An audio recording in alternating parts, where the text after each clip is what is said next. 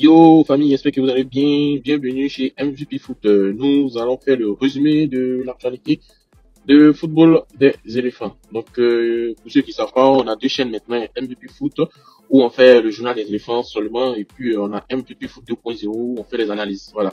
MVP Foot 2.0, on a fait une analyse très poussée sur le profil de Willy Boli, Hassan Kamara. On va comme faire dès demain le profil de Aqua Clément. Donc veuillez vous abonner pour ne rien rater. On commence par Christopher Opéry qui est de retour avec des mois d'absence. Je dirais 3 mois. Après une longue blessure, Christopher Opéry est enfin de retour. Il a retrouvé le terrain sous les couleurs de Istanbul de Başakşehir. C'est vraiment une étape importante pour le latéral parce que c'est son nouveau club. Hein. Voilà, donc il va maintenant enchaîner les matchs et retrouver son meilleur niveau. Voilà, son retour, c'est une très belle nouvelle pour le football ivoirien. On sait tous qu'on était orphelin du latéral gauche que se fait Opéry. Voilà, mais il faudra du temps pour qu'il retrouve son rythme, pour qu'il parvienne à s'imposer, pour devenir un élément clé du système de Faye MS. On continue avec Wilfried Zaha et Charlotte FC qui se sont imposés. Hein. Voilà, Wilfried Zaha est vraiment heureux à Charlotte FC. Ils ont décroché une belle victoire 2-0 contre Cincinnati en MLS. Voilà, c'est une performance solide qui confirme les ambitions de Wilfried Zaha et de son club cette saison. Il faut noter que Wilfried Zaha, lui, apporte son expérience et son talent à Charlotte. S'il enchaîne les bonnes prestations, il pourrait être un atout majeur pour cette équipe et marquer son empreinte dans le championnat nord-américain.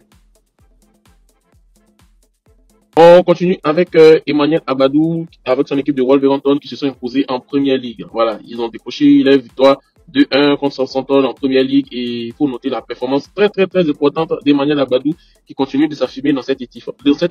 Je vais me blesser et ouais, Abadou il est vraiment fort. Il est vraiment fort donc c'est une bonne chose quoi. Voilà, son retour c'est une bonne nouvelle mais il faudra un temps pour que il puisse être à 100%. Sinon les résultats commencent à s'enchaîner et Wolverhampton risque de rester en Première Ligue cette saison. Et on voit qu'il va devenir un cadre de cet effectif. Voilà. On continue avec Série Jean-Michel qui donne de ses nouvelles. Voilà, on sait tous qu'il était blessé depuis le mois d'octobre. Il traverse une longue période de récupération après une première tentative de reprise avortée. Voilà, il a subi une arthroscopie pour retirer un morceau du cartilage responsable des douleurs persistantes. Voilà, il s'est blessé depuis le match contre la Sierra Leone. Vous voyez que ça fait pratiquement, on va dans 6 mois, hein, il n'est pas encore guéri, quoi. Voilà, donc c'est dommage. C'est dommage et je le dis aussi, je vais profiter pour le dire. Les pelouses synthétiques, c'est vraiment dommage. Il s'est blessé sur une pelouse synthétique, vous avez vu, 6 mois pour un professionnel. Imaginez quelqu'un qui joue dans le championnat local, qui joue au stade Robert Champoux de Makori avec la pelouse synthétique. Donc c'est vraiment très dangereux. Voilà.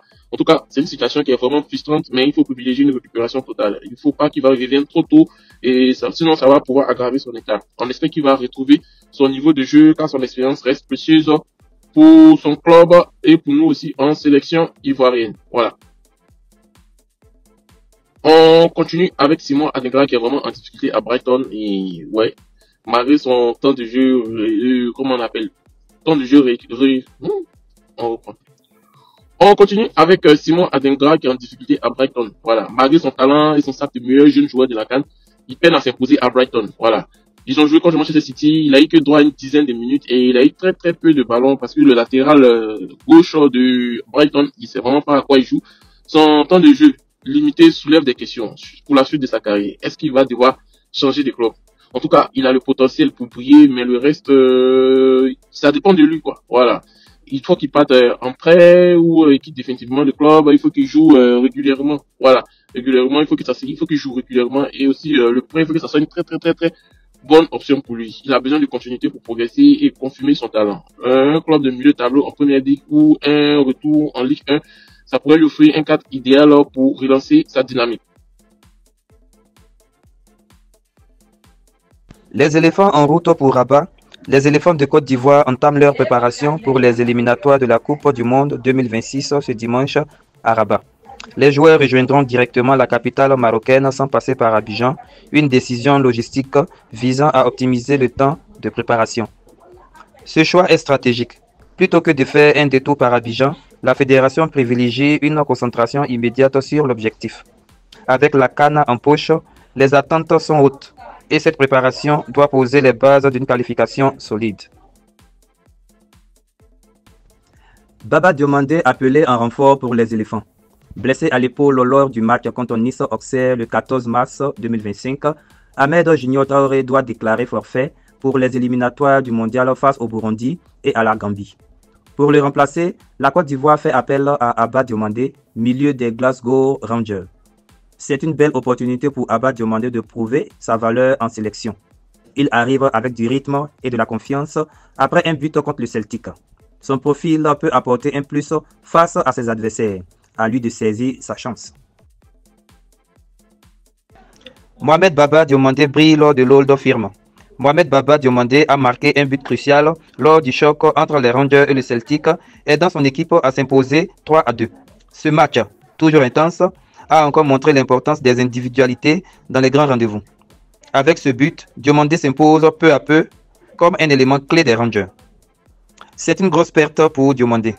Marquer dans un Old Firm, c'est pas rien, surtout quand ça aide à gagner. Ça montre qu'il a le mental et le talent pour briller dans un grand club. S'il continue comme ça, il peut se faire un vrai nom en Europe. Bamba Mohamed, joker du luxe pour Lorient. Entré à la 68e minute, Bamba Mohamed a fait parler son talent en seulement 22 minutes. Auteur de 2 passes décisives, l'attaquant ivoirien a largement contribué à la victoire 4-0 de Lorient contre Bastia. Un impact aussi rapide, c'est la marque des joueurs décisifs.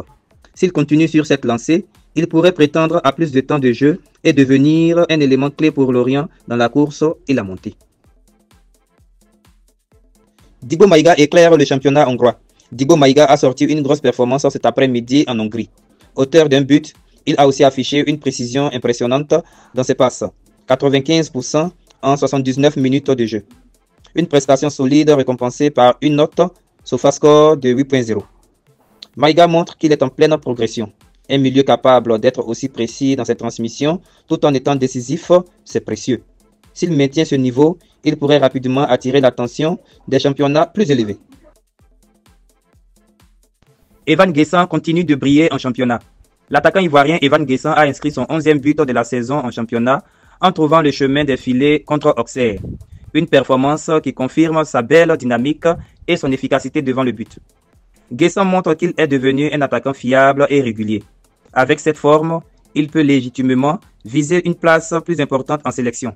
S'il continue sur ces rythmes, de plus grands clubs pourraient s'intéresser à lui très vite. En parlant d'attaquant, on a Wilfried Kanga qui marque avec le Dynamo Zagreb. Wilfried Kanga a trouvé le chemin des filets ce samedi avec le Dynamo Zagreb. Ça confirme sa bonne forme du moment. Voilà. C'est une performance qui contribue aux ambitions de son club en championnat et on voit qu'il commence à être décisif et s'il continue sur cette lancée, il pourrait devenir un élément clé du Dynamo et attirer encore plus d'attention sur lui. Voilà. On continue avec David Guy qui enchaîne les titularisations avec Dijon. Voilà, c'est le 3e match consécutif en tant que titulaire pour David Guy à Dijon. Il faut noter que c'est un jeune milieu de terrain et c'est le petit frère de Suspect 95. Voilà, donc il a disputé l'intégralité de la rencontre face à Nîmes et on voit qu'il est en train de monter en puissance. Voilà, on voit qu'il confirme qu'il est en train de gagner en maturité, il est en train d'évoluer et c'est une très bonne chose. Si il continue sur cette lancée, il pourrait rapidement attirer l'attention à un niveau supérieur et c'est à suivre de près. On a tous vu que Ahmed Junior Traoré s'est blessé à l'épaule, du coup il a été remplacé par Baba Mohamed Diomandé. Voilà. Ahmed Junior Traoré c'est un milieu offensif, Baba Mohamed Diomandé lui c'est un milieu récupérateur, milieu défensif, milieu central. Ce sont des profils différents. On pensait que non, si Ahmed Junior Traoré se blessait, ils allaient appeler Lazare Amani, donc c'est vraiment un oubli surprenant. L'absence de Amani dans la liste interroge surtout après les forfaits d'Ahmed Traoré. Et on a des milieux très très défensifs comme Kessie, Bamin, Aoulou, Sangaré. Et voilà maintenant Mohamed Diomandé qui arrive. Si Lazare Amani venait, son profil offensif aurait pu apporter un équilibre au lieu que cela. Bon, mon cher, de toute façon, c'est eux qui sont coachs, m'ont plusieurs fois rappelé d'aller passer mon diplôme d'entraîneur. On vient du championnat local où la FAD a éliminé le Stella Club d'Adjamé en 16e de finale. Voilà. Le Stella Club d'Adjamé n'a pas réussi à passer l'obstacle de la FAD en 16e de finale en Coupe nationale et c'est une défaite qui met fin à leur parcours dans la compétition. Il faut voir que la FAD confirme son statut d'équipe solide. C'est vrai qu'ils étaient solides leaders, mais on ne sait pas ce qui s'est passé. Le stade d'Abidjan, la SEC Mimosa est en train de prendre le dessus. Mais en coupe, on espère qu'ils vont peut-être remporter la coupe. Donc, félicitations à vous et bon courage. Voilà. Donc, chers amis, Merci d'avoir regardé le journal des éléphants. J'espère que le journal vous a plu. N'hésitez pas à vous abonner. Et aussi, comme je vous l'ai dit tantôt, on a MVP Foot 2.0. Vous pouvez aller regarder là-bas. On fait pas mal d'analyses. Et les gens aiment. Ça fait presque 2 semaines qu'on a commencé. Et les gens, déjà, il y a déjà 700 personnes qui aiment, qui regardent régulièrement. Donc, c'est une très très très bonne chose. Merci à vous et passez une agréable journée.